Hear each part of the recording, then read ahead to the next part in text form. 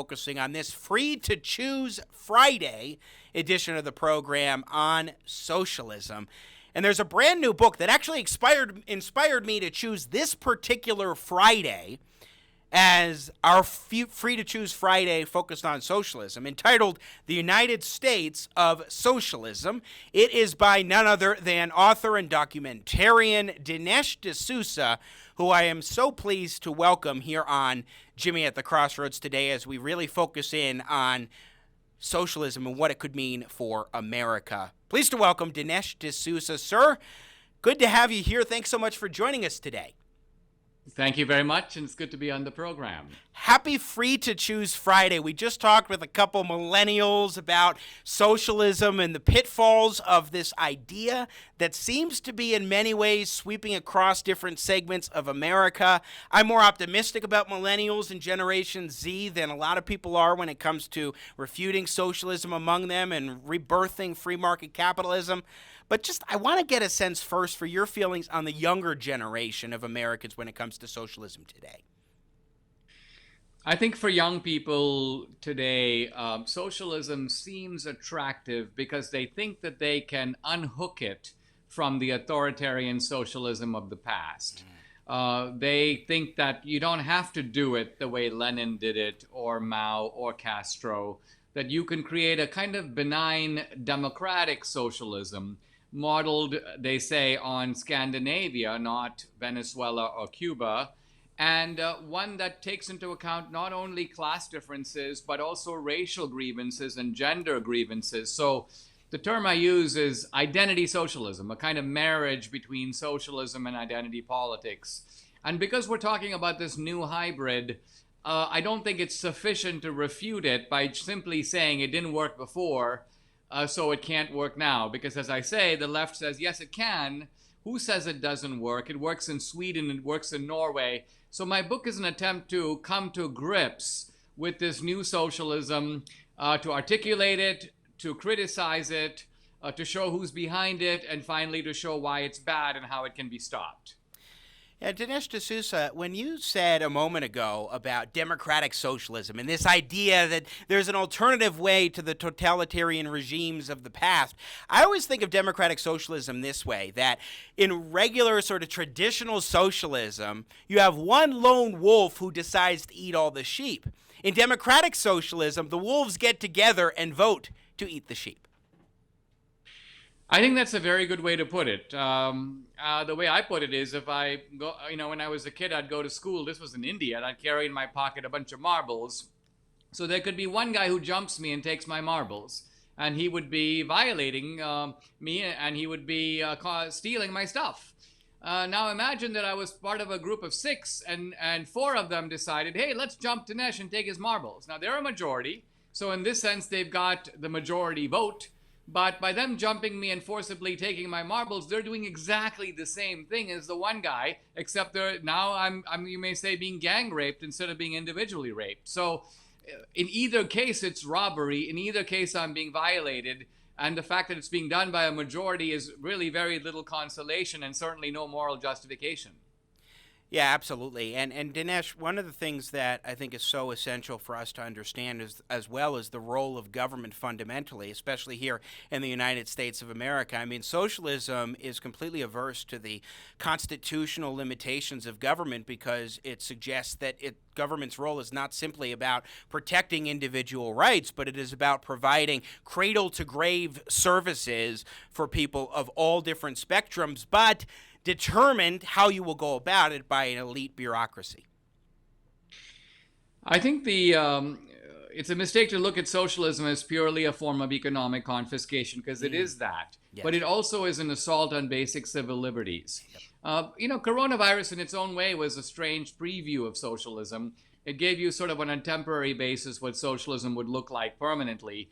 Food shortages, limits on what you can buy. So that's the economic side. But the other side is no freedom of assembly, surveillance of your movements, shut down the churches, so no religious liberty. So the assault on civil liberty is the other prong of the socialist left. And they're just as keen about that one as they are about the economics. In fact, if you look at socialists today, a lot of them care more about blacks and illegals than they do about the working class. They care more about abortion than the minimum wage. They care more about the transgender bathroom than they care about, say, universal basic income. So once again, this is a socialism that involves cultural, moral, and even spiritual elements alongside the purely economic ones. Yeah, and in the last segment, our guest mentioned freedom of speech as one of those liberties that socialists are not too fond of, because in order to go about their utopian vision, really dystopian vision, you need to suppress different voices that dissent. And we're even seeing that play out today across America. Yes, that is occurring on a number of levels. It started out really with the speech codes on the campus, but now it's become digital censorship. I mean, just think about it. In the old days, you'd have a kind of a grumpy Soviet censor, typically some twerp who hadn't really read any books, but he'd sit around and decide this book can't be published because it goes against the official orthodoxy, or then they'd have book burnings and so on. Well, now we do it differently, but it's the same thing. Some little twerp at BuzzFeed will send a notice to Twitter, hey, let's get this guy banned because he's engaging in hate. Now, the guy's not saying anything particularly hateful. He's not inciting anyone to violence. He's just saying something that the BuzzFeed twerp disagrees with.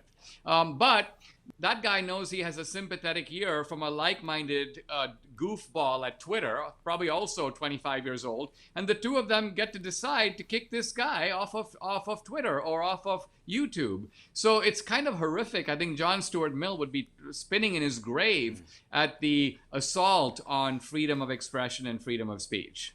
Again, Dinesh D'Souza is our guest, author of the new book, The United States of Socialism. We'll put it up on the screen again. United States of Socialism. In this book, you talk about identity socialism and this concept that, and you were alluding to it a moment ago, Dinesh, that socialism, as we view it today in our society, or at least as is being represented, is a little different from the socialism of the 20th century. Expand upon that, please. Well, let's look for a moment at the George Floyd protests. The drive here is based not on economics. You know, Marx thought you'd have a revolt of the working class, that ordinary working people would become so impoverished and so exploited that they would rise up and overthrow the system. And that didn't happen in Marx's day, and it hasn't happened to this day in any country, anywhere in the world. So leftists have realized we're not going to get socialism that way. We have to appeal to other forms of social discontent. We have to divide society not just between the rich and the poor, but also between, say, blacks and whites. So this is what happens with the George Floyd is you've got a specific incident, and that is an injustice. But the clever move, the sleight of hand on the part of the socialists is to take that incident and out of it and attach it to a whole narrative of broader injustice. In fact, that broader narrative is in a way unhooked from the original incident, and that is that America is chronically racist, and our institutions are racist, and capitalism is somehow married to white supremacy, and it's been this way since 1619. So the bludgeoning that's going on in the public square now is if you disagree with that narrative, which is a completely bogus narrative, by the way. You can fire holes into it in every juncture. But if you disagree with that narrative, people go, hey, you don't care about George Floyd. You don't care about what happened in that killing. So what they're trying to do is use the incident itself to intimidate us into submission to their larger narrative and make us bow before their feet, which we are not going to do. And what's interesting about that is we're talking about authority figures using force, in this case to murder George Floyd, but also some of the excesses of police over the past week. We talked about it yesterday in the program, week or so, of some of the police out there in terms of using force. It's interesting that would be what they're protesting when socialism is about force. In fact, there's this clip here at Cut 5. I want to play it for a moment. Milton Friedman talks about the moral value of using force to help versus voluntary exchanges, and I'd love to get your reaction to this. Let's play the clip. Whenever we depart from voluntary cooperation and try to do good by using force, the bad moral value of force triumphs over good intentions. And you realize this is highly relevant to what I am saying, because the essential notion of a capitalist society, which I'll come back to, is voluntary cooperation, voluntary exchange. The essential notion of a socialist society is fundamentally force. If the government is the master, if society is to be run from the center, what are you doing? You ultimately have to order people what to do. What is your ultimate sanction? Go back a ways. Take it on a milder level. Whenever you try to do good with somebody else's money, you are committed to using force. How can you do good with somebody else's money unless you first take it away from them? So that's a little bit of Milton Friedman, who's our patron economist here on Free to Choose Fridays. What do you make of that in the context of what we're discussing here, Dinesh? Well, it throws my mind back to the 1970s and 80s when I first came to America. And I got to say, it makes me a little wistful just watching Milton Friedman's kind of serene academic style. It so much reminds me of how I used to think of American politics as kind of an honorable debate between two sides that had, you may say, rival principles. And we put this debate before the American people, and they decide if they would like to endorse liberty or equality, equality of rights or equality of outcomes. It was a kinder, gentler America, you might say. So yes, I agree with what Milton Friedman is saying. I would put it far more forcefully and perhaps brutally today, because I think we are facing these brutal realities at a much different level than he ever did. I mean, we basically now have a Democratic Party that has become gangsterized under Obama and Hillary. They've got a deep state that literally entraps and it tries to figure out ways to get rid of its political opponents. It would jail them for life if they could. I experienced this personally. These people are thugs with badges. They're much more dangerous than thugs on the street. Then you've got Antifa marauding on the street, literally seizing property at will. And then you've got censorship that's become far more commonplace. The universities have become factories of ideological indoctrination. They were not that way when Milton Friedman gave that speech. When I was an undergraduate, I could have named 10 free market conservatives at Harvard off the top of my head, and these were outspoken. You'd be hard-pressed today to name one. So the problems have gotten far worse. Our side has got to get a lot tougher. One reason I've actually been very sympathetic toward Trump is because I realized that all of this division wasn't created by him. It created him. He's a response to it, and perhaps a necessary response to it, in the same way that the tough measures taken by Abraham Lincoln when he first came to office were a necessary response to the gangsterization of the Democratic Party in the 1850s. Your point about Antifa and others in terms of property rights violations, I think, is essential in this conversation, because perhaps the most fundamental difference, I would say, between socialism and capitalism, or a free market economy, is the idea of property rights. And I want to play a clip here. This is Nicole Hannah-Jones. You've probably seen this in regards to the riots, where she was saying that you can't do violence if you're just destroying property. Let's take a listen to this, and I want to get your reaction, because I think it fits into exactly what you're discussing, Dinesh D'Souza. We need to be really careful with our language.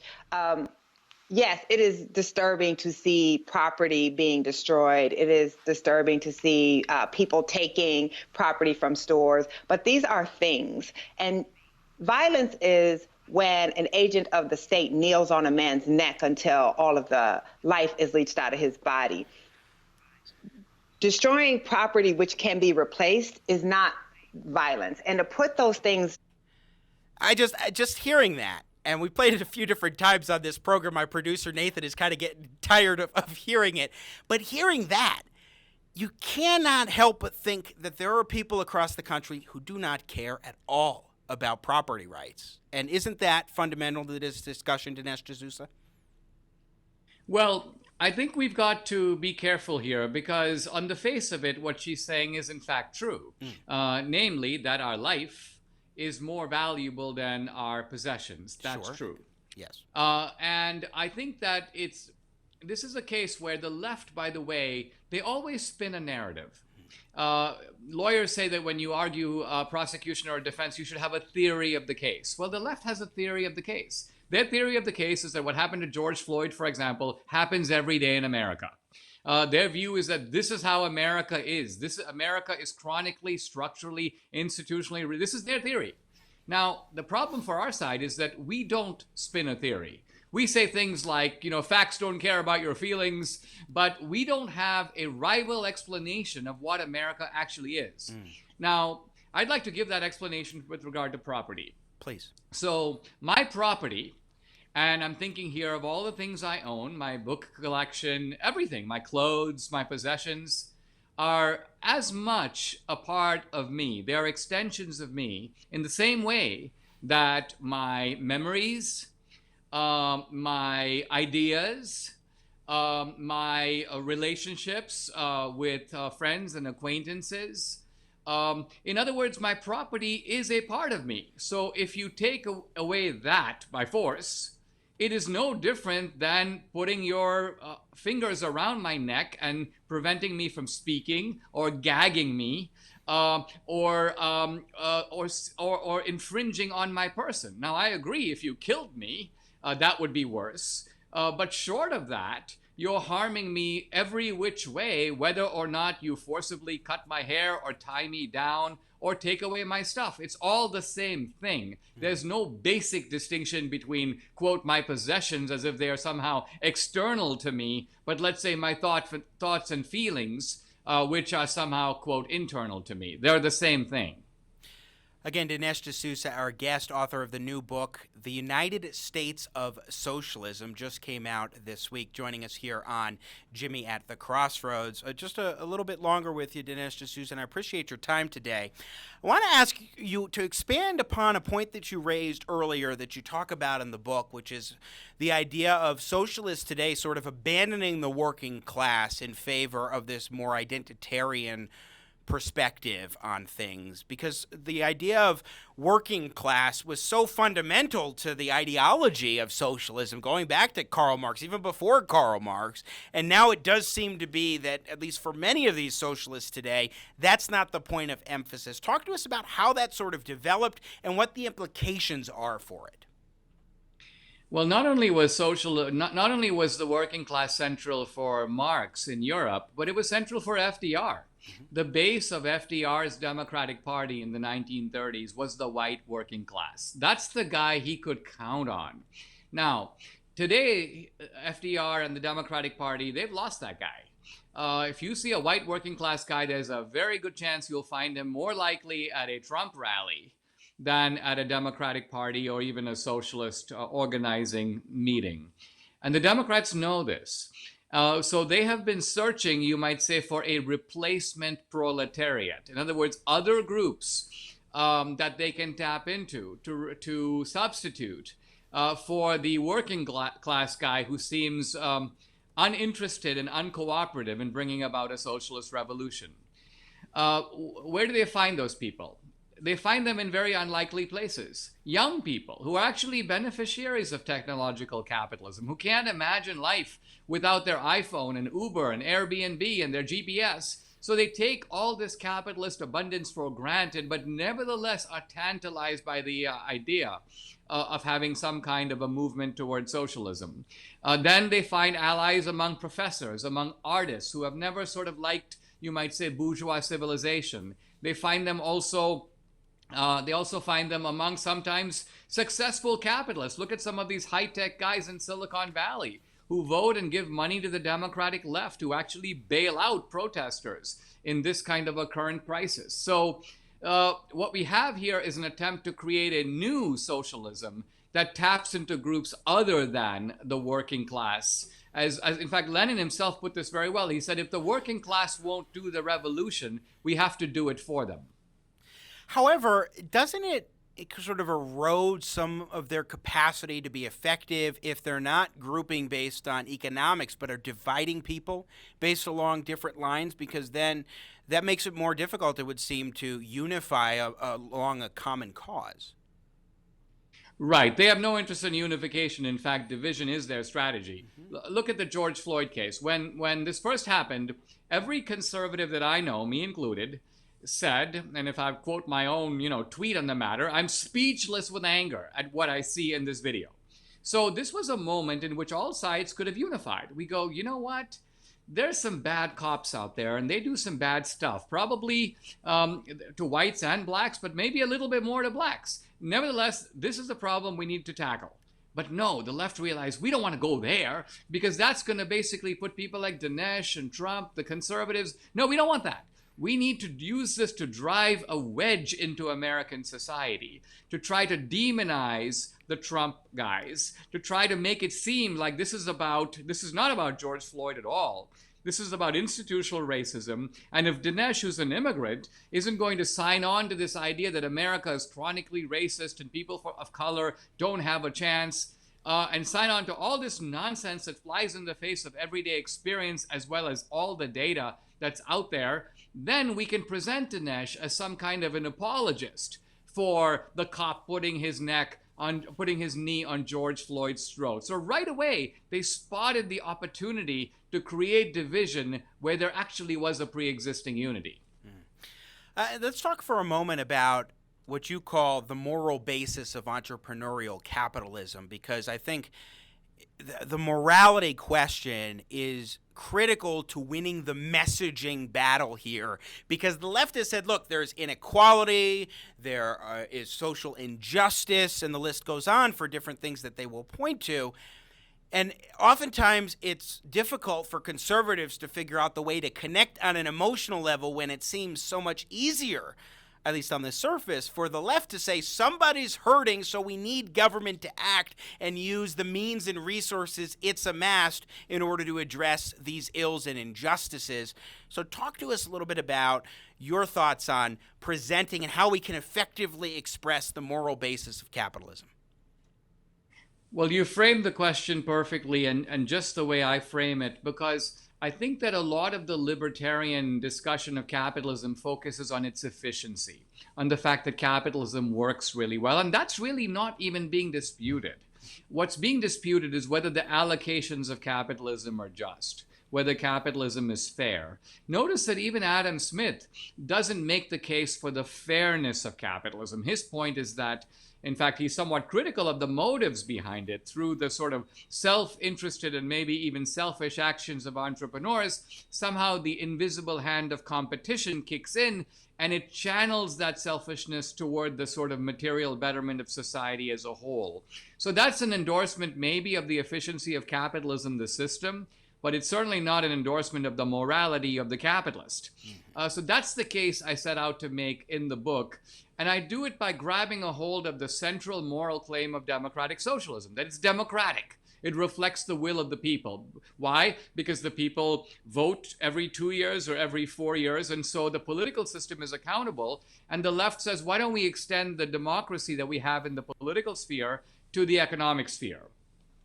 My answer is this: the economic sphere is far more accountable than the political system, because while you vote in the political system every 2 years or 4 years, you vote in the capitalist system every day. Yes. In fact, you vote multiple times a day, and you vote with your hard-earned dollars. So when you exchange your hard-earned dollars for products, you are, in a sense, ratifying, giving your popular consent to those products. Capitalism, in this sense, is direct democracy, whereas our political system is indirect democracy. We elect other guys to make decisions for us. Capitalism, in that sense, is far more rooted in popular consent than democratic socialism. Capitalism actually is a form of social justice.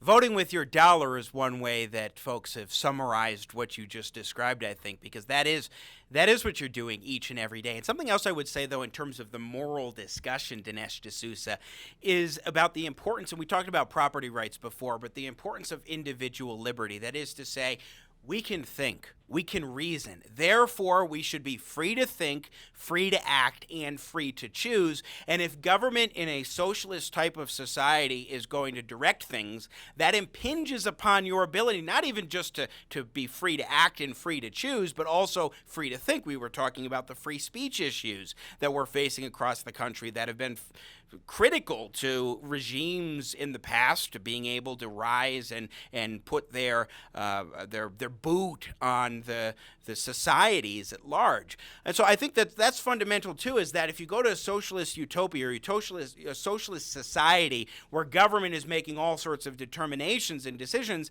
that impinges very directly on your ability as a human being just to live your life as you see fit. Yeah, I completely agree with that. And I would take it even further. I think that if you're successful as an entrepreneur, you do it not just by reasoning and by exercising your liberty, but by putting yourself in the place of others. That's how you're able to fulfill their wants and needs. And the most successful capitalists, in fact, the ones that create the greatest inequality, are so good because they're able to create things that anticipate people's wants even before they know they have them. So like nobody wrote a letter to or an email. No one told Steve Jobs, hey guy, make a phone that allows you to take photos and do texting and watch movies. And no, Steve Jobs thought of it. He made it before people knew they couldn't live without it. So when an entrepreneur, a supply side entrepreneur in this case, because the supply precedes the demand. Yes. Those kinds of revolutionary products, I think, are really what changed society. And people are so excited to have those products that they happily reward the entrepreneur that does that. So who's creating the inequality? Steve Jobs isn't creating it. We are. We are, by, in a sense, providing such a thunderous applause to his product that we are happily standing in line the day the new edition of Apple comes out to get our iPhone. We're happy to give him $400 because the iPhone is worth so much more to us. And so it's funny to hear these socialists deplore inequality when we, the people, are responsible for creating it.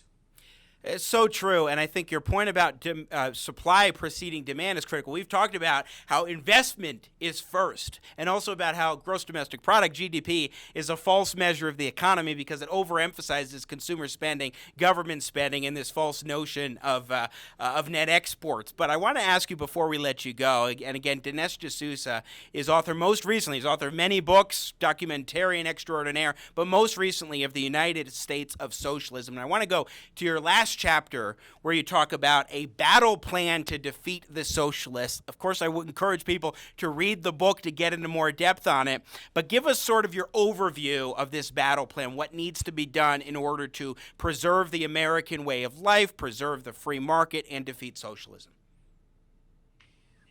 The problem we face is that we're not in a fair fight. We're not in a level playing field. It's not just the Republican versus the Democrat, the conservative versus the progressive, because the Democrats have three allies, which happen to be the largest megaphones of the culture. They have academia, they mostly have the media, and they have pretty much all of Hollywood. So as a result, their reach is much bigger, and they're able to manufacture massive big lies simply by promulgating them across their various platforms. So we have to figure out ways to fight in which we are able to have that kind of reach. We can build our own megaphones.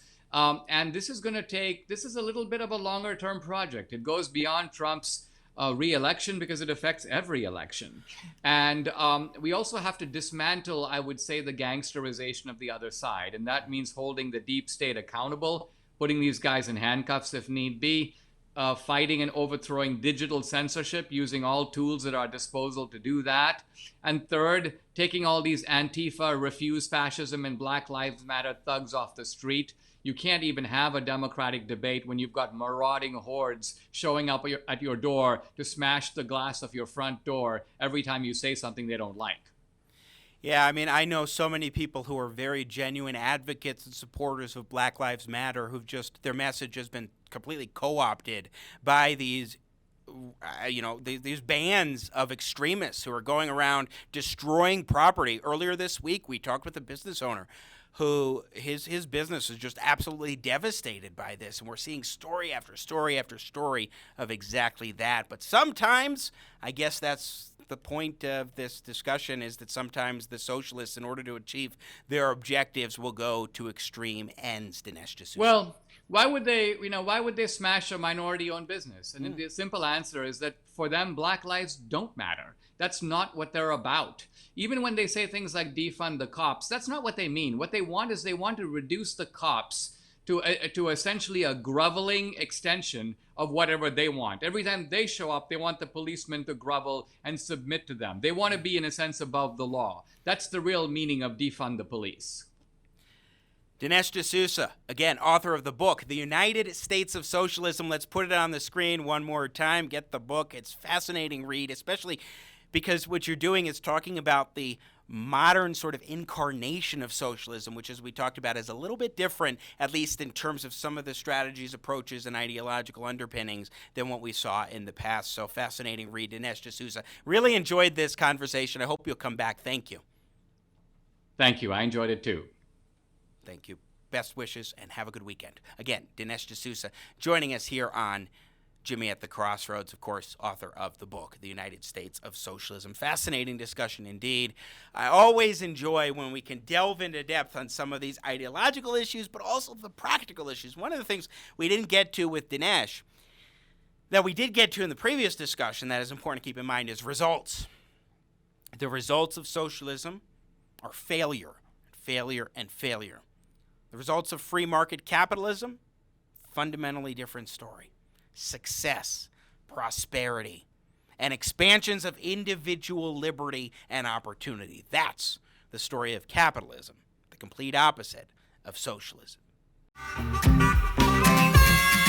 Thanks for watching this clip of Jimmy at the Crossroads. Don't miss more engaging, intelligent talk. Subscribe today to the Jimmy at the Crossroads YouTube channel. You do not want to miss our live show. Thanks for your support. I got Jimmy at the crossroads, making sense out of no sense.